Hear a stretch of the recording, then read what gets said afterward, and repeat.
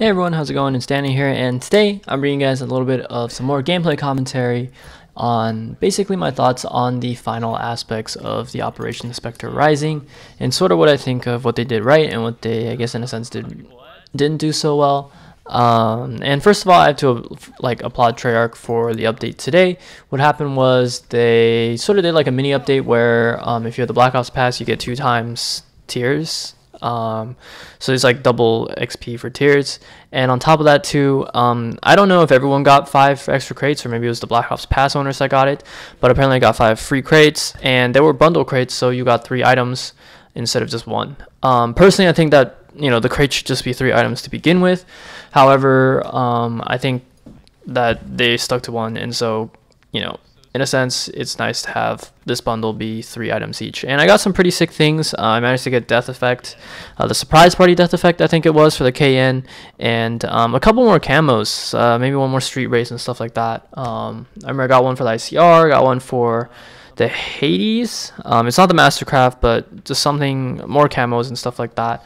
Lots of face paint, lots of stickers, unfortunately, but got decent stuff from the reserves that we opened up today.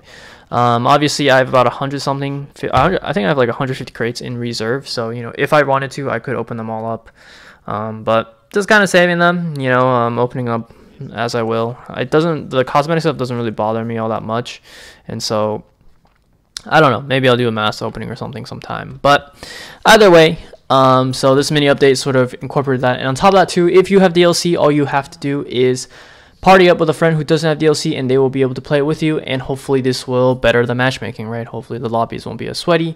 Personally, I don't mind. Like I said in previous videos, I welcome the challenge, and generally we stomp them regardless. So it's no biggie, but that's nice for anyone who doesn't have DLC and has friends who do have DLC. So now you don't have the game share anymore, am I right? But anyways, moving on, that's pretty much all I know as far as the update goes for today. There might have been something about zombies, there might have been something about Blackout, but personally for me, I'm a huge multiplayer person, and so that is what I'm here to cover. Now, talking about Spectre Rising, right, I've completed it, I've hit all 50 tiers, and I think I hit perfectly 50. I might have been 51 or 52 by now, because I did the daily tier skip or whatever. But personally, this was an operation that I didn't grind as hard for as I thought I would. I didn't really finish as quickly as I thought I would have. But that's just because, personally, like when I saw ballistic knives, the Nefoti, I think that's the melee weapon's name, and of course the Tiger Shark, it didn't really occur to me, like the Tiger Shark was cool, especially when I picked it up off a dead guy.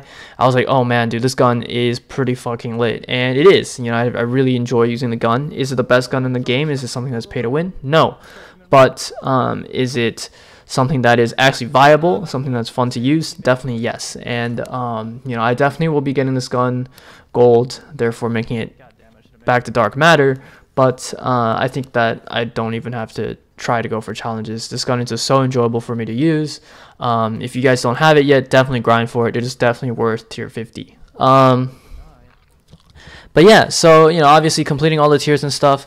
I know in the reserves they have other things like the Vapor Mark II, I think it is, the Switchblade Mark II, the Rampage, I think, the Venom Cocktail Mastercraft for the Hades. And those things are very cool, but once again, they're all cosmetic items. And if you didn't get a chance to get the previous weapons, such as the Daemon Mark II and stuff, it does give you a chance to get them from reserve. So I'm glad that that's one way to do it. But personally, I think that's a little bit, I don't know, it reduces the need to grind for Contraband streams when in a sense you can just buy reserve crates. But I don't know, I guess in a sense time is money, right? So all the time that you put into grinding this game, you could pay for it. I think that's how things are. But yeah, now talking about the Contraband stream, I think everything in the stream was pretty alright. Like I said, I wasn't very excited until I really got to use the Tiger Shark. The Tiger Shark was very, very cool. We haven't seen the ballistic knives yet, and on top of that, we haven't seen the Vendetta sniper rifle, and of course, the rumored S6 Stingray. Apparently, the Stingray is going to be in the attack rifle section. I hope that it's not a semi-auto weapon. I wouldn't mind if it was a or I wouldn't mind if it was a semi-auto weapon that had an ability to go full auto, you know what I mean? You know, I think the tac rifles are a cool category, but maybe the S6 could be something like an M16, or I don't know, you know, hopefully they make the gun really creative and something either OG or something that is completely new, right? I don't really want another ABR clone, another you know, M8 clone or Swordfish clone, it's called in this game, or you know, another Auger clone. You know, I personally think that I want something new, something fresh, something like the Tiger Shark that feels very different from the rest of the guns in its class, right? So that was just something that I'm hoping for in the upcoming Summer Days operation. But either way, that's that about the guns. Now, personally, in the stream itself, it has some pretty cool outfits. You know, the albino blood, the silver bullet. You know, they're like bend to reality or something like that. Obviously, the melee weapon, calling card stickers, all that good stuff. But personally, like I said, I'm a big weapons guy. When I say weapons, I don't mean the knives. I don't really care about the knives. If you guys are, you know, these knives only and you guys go melee only, then I guess you guys would care. And, you know, more power to you, right? In fact, you're getting 2 weapons this time around as opposed to just one. So, obviously, this operation would be very, very kind to you. However, personally, for me, I just look forward to the guns. And, you know, seeing only one gun this time around is a little bit disappointing. But obviously, you know, as leaks say, there's more guns to come. And, you know, we don't know if there's more above just the Stingray and the Vendetta because, you know, tac rifles and sniper rifle. Sniper rifle is definitely something I don't use. And I don't even know if I'll get that gun gold. And of course, you know, the Stingray, it's a tac rifle. I probably will give it a go anyways just to use it. You know, if anything but a sniper, I think deserves a fair chance. But like I said, not really too crazy about that. So just something to keep in mind. But yeah, I mean, overall, the Contraband stream, once again, you know, is just very, for me, mediocre. You know, it's not bad, but it's just nothing is phenomenal either. Now, as far as, you know, outside the Contraband stream, right, the reserves, you know, they have some really cool camos. I think they have a Nebula camo. I don't know if that's in reserves or if that's something you can buy, but if it is something you can get from reserves, I think that's very cool. Personally, I also have to disagree with the whole fact that whenever you do unlock a camo, it's only for that gun only, and it's not for all the guns like it was in Black Ops 3. And I'm not talking about the reactive camos. I'm actually talking about like just some of the camos that you can unlock, such as the street race camo. You unlock it for that certain gun, and this goes for something like death effects as well as I think what they're called, weapon charms, or whatever it is, the little things you can hang on your guns. Unfortunately, I still haven't had the chance to get one yet, but like I said, you know, it being tied to just one gun only is actually really, really stupid, and I think that they should change it. You know, if you unlock the weapon charm, you should be able to use it on all the guns that you own. And so I think that would be fair, you know, and same goes for the camo. You know, I think that was how it was in Black Ops 3, and that's how it should stay in this game. Personally, I hope that they do change it later on, but we'll just have to see, you know, what they decide to do with it, right? Obviously, we're seeing some pretty big changes, such as they're basically giving out DLC to everyone at this point, right? Obviously, if you're a solo player, a guy who plays alone, play casually, and you don't have any friends who own the season pass, then look for one. You know, go on the Discord, Call of Duty Discord, and I'm sure that there are people around that would love to just party up and play. You know, obviously hold your own weight, but you know, there are even very, very casual players who just like to play for fun and don't really care about winning, right? And so, you know, there's really no excuse for you to not be able to find someone to play with and play on the DLC. And I think this is also a very good step in the right direction for Treyarch. I just hope that they do take this extra step when it comes down to the Contraband items. Next thing is next, obviously DLC maps. I will say that DLC maps don't really appeal to me as of yet. I haven't really had that much fun playing on DLC maps. I mean, WMD is fun. It's probably my favorite of the bunch. And, you know, Artifact is also quite fun as well. However, I just feel that that map is more just for aesthetics than it is for actual gameplay. I don't really like the way the maps all play out. I know that, what was the other one? Masquerade, I think it is. That one just plays out horribly. Everybody just camps in the back of where CDOM would be, I believe, on the police station side. And it's just not fun. The map itself just doesn't have very good flow. And you know, don't get me wrong, I love the way the map looks. I think they're very creative, and that pretty much goes for all of the Black Ops 4 maps. They look great, but to play in it actually kind of sucks. And so excluding WMD and even Artifact to a certain extent, all the DLC maps have been very mediocre at best. And I'm not talking about the whole weapon reshifts, or not weapon reshifts, the weather reshifts. And I don't include those as really DLC. Those are just sort of like I don't know, a little bit of a map revamp, if you will. But yeah, I haven't had a DLC map really appeal to me, you know, and it's really disappointing because I remember back in Black Ops 1, you know, Treyarch made the map Stadium, and I love that map. You know, Kowloon was a fun one as well. Like, there were just plenty of good maps, and I mean, Black Ops 3, I remember I loved playing on Micro. The entire DLC 3 multiplayer maps was absolutely phenomenal. It was so much fun to play on, and I loved playing on each of the maps. You know, I think there was one called Viking or something like that, and that was by far my favorite DLC map of all time, and it's unfortunate that I don't think it'll ever get brought back, but I definitely think it was a dark horse. Just something phenomenal, right? And those are memorable DLC maps. They look great and they play well. However, in Black Ops 4, it just feels like these DLC maps were almost maps that, I mean, I could be right or wrong about this, but it just feels like they were maps that were meant to be in the game at first, but they took it out because they weren't as good, but then later on throwing it onto just DLC, you know, just simply because they could just reuse the assets they have now and just put it back in, and which I personally think really takes away from the quality of these maps. And, you know, the Black Ops Pass owners already feel ripped off. You know, the fact that we really don't get this content as soon as that, or as often as we wanted, and on top of that too, the content just sucks, you know, and the base game's content, a majority is already locked behind, you know, I guess time, right? And the fact that you don't give these Black Ops Pass owners who paid extra money any sort of advantage until today, I think it just really eats away at the consumers. And I think that for me, I feel a little ripped off for buying the Black Ops Pass. Now that, you know, they added these ideas, I hope that the double tier system does stay or does reoccur more and more often, maybe on weekends only or something for Black Ops Pass owners, and I could see it being fair and, you know, purposely maybe incentivizing people to buy the Black Ops Pass. But I don't know, we'll have to see. I think, like I said, it's a good step in the right direction. But, you know, as far as, you know, DLC goes as well, I think Black Ops Pass owners needs more. Because right now, the maps just aren't cutting it.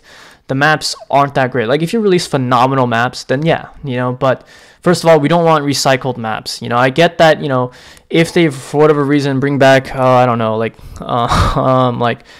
Mission from Modern Warfare 3. Although I know it is Infinity Ward's game. But for the sake of the example, let's go with it. If they bring back Mission, you know, I'm sure that a lot of people would love it and enjoy it, and, you know, or even Dome, you know, or something like that. People love it, but we want brand new maps, original maps that can add into one of the maps of, like, the legendary map list, I guess you could say. Because if you keep bringing back these old maps like Nuketown, Firing Range, and stuff, sure, they're great maps, but the thing is, you're not adding to that list. You know, you're just using the same content, and eventually people are going to get tired of it. You know, playing on the same maps all the time, just with reskinned, you know, COD is just, it's not the same, you know, or it gets old after a while, right? Personally, I still enjoy these old maps, but like I said, new content would definitely be needed, and not just new, but really good content. Yeah. So one next thing as well is that obviously, you know, Spectre Rising and stuff like that made changes to the Blackout map. Maybe I'll make a video about Blackout, talking about Blackout, where it is for me right now.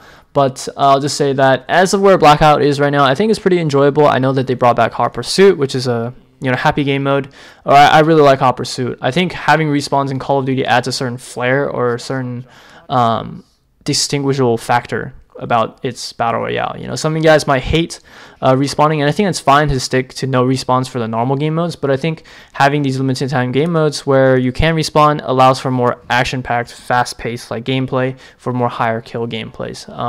And so I think that's very, very enjoyable, but like I said, I think that'll be a video for another day. But yeah, overall, it's just been a blast. As far as, I guess,